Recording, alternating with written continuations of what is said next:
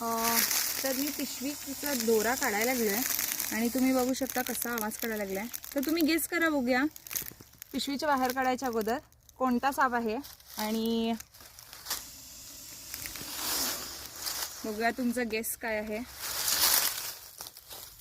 तर घोणच आहे आणि कसं पानांमध्ये वगैरे मॅच व्हायला लागलाय बघा. त्याचा आवाज बघा किती जोरात काढायला लागलाय. नाग आणि घोणसमध्ये भरपूर लोक कन्फ्यूज पण होऊ शकतात आवाज फक्त ऐकून. तर हा घोणस आहे आणि हा कुकरच्या शिटीसारखा आवाज काढतोय. तर बघू शकता किती जोर आणि आवाज काढायला लागलाय.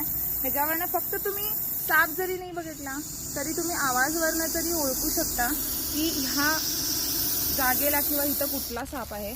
तर मॅच पण व्हायला लागले आणि त्याच्यावरती तुम्ही पॅटर्न पण बघू शकता. गोल गोल चेन पॅटर्न्स आहेत आणि हेच आहे रसल सर्पर म्हणजे घोणसचा आवाज असा करतोय. तर मी जरासं असं हलवतो तो जाऊ दे समोर म्हणून. प्राणी जास्त आवाज काढायला लागलाय.